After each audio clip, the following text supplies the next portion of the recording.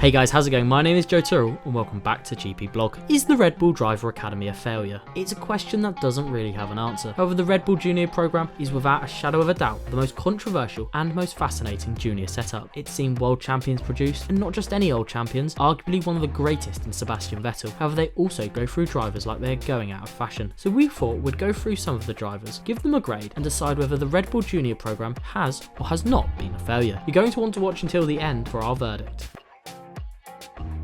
We'll start with Sebastian Vettel, the greatest product of the Red Bull Junior program without a shadow of a doubt. And if you say Verstappen is, you're talking nonsense. Vettel won 4 world championships in a row, 2 of which were utterly dominant. He wasn't always a team player, multi-21 for example, but he was ruthless. His first title in 2010 set in motion one of the most dominant periods in the sport's history. Although his latter days with the team were disappointing, being beaten by Ricciardo in 2014, followed by a frustrating spell with Ferrari, Seb gets an A star from us for 4 world titles.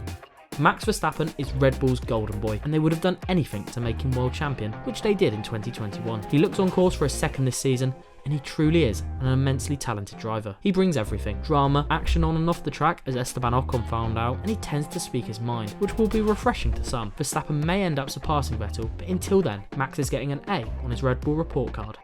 Daniel Ricciardo is one of the most popular men on the grid, although we're not giving out any points for that. However, he still is a really good driver. He raced for HRT before joining Toro Rosso in 2012 and 2013, before replacing fellow Aussie Mark Webber in 2014. He quickly made his mark, beating teammate Vettel in his first season, as well as winning the Canadian Grand Prix. He has 8 wins to his name and over 1,200 points. The team's decision to prioritise Max meant he looked for pastures new, but he's still seen success with Renault and now McLaren, winning the Italian Grand Prix last season. Our favourite Aussie gets a B-. Daniel Ticktum is clearly a super talented driver. He joined the Red Bull setup in 2017 and would go on to win the Macau Grand Prix twice in 2017 and 2018, as well as being the runner-up in European Formula 3. During that campaign, however, he found himself in hot water, questioning the excellent run of form from Prima and Mick Schumacher. He accused some fans that disagreed with him of having micro-penises and called Schumacher fans butthurt. Christian Horner was quoted as saying that he sometimes engages his mouth before brain. After a short spell in the Super Formula Championship in 2019, he left Red Bull before joining the Williams Driver Academy. However, he found himself in trouble once again. Whilst with Williams, a slightly more unusual incident occurred when he sung Latifi is Poo to the tune of the Scooby-Doo theme song while streaming on Twitch. Ticktum gets an A star for entertainment, but an E for his spell with Red Bull. He's now in Formula E. Carlos Sainz is a weird one. He's the only man on this list to have real success away from Red Bull. He spent 3 years with Toro Rosso, finishing 4th in Singapore in 2017. He'd moved on to Renault full-time in 2018, before McLaren came calling in 2019. 2 podiums there before he joined Ferrari last season, where alongside Charles Leclerc, they have a good lineup, despite the Spaniard yet to stand on top of the podium. One that got away for Red Bull in my opinion. He gets a C, but that's as much the team's fault as it is his. Pierre Gasly is another curious one. He failed at Red Bull when he was promoted in 2019, returning to Toro Rosso midway through the campaign. Alex Albon couldn't do any better however, but they now find themselves succeeding elsewhere, Gasly in particular.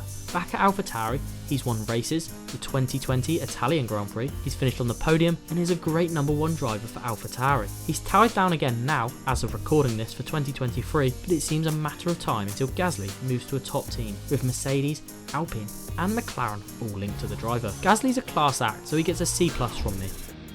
The last of the drivers we'll rank is Alex Albon.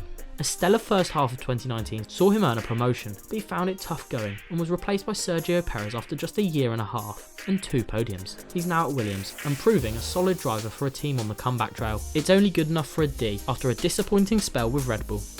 Some honourable mentions quickly: Yuki Tsunoda, Daniel Kvyat, Pato Ward, Brendan Hartley, Jehan Daruvala, Liam Lawson, Jean-Eric Verne, Scott Speed, Sebastian Buemi, Karun Chandok, Jaime Alguersuari and Vit Antonio Liuzzi. The list goes on. The point I'll make is Red Bull have won 5 world championships, both with drivers from their academy.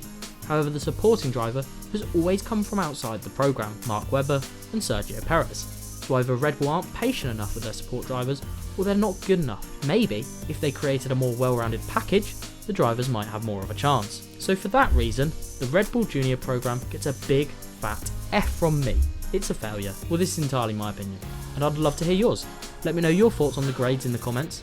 Have a wonderful week, enjoy the British Grand Prix, and I'll see you next week for the runoff.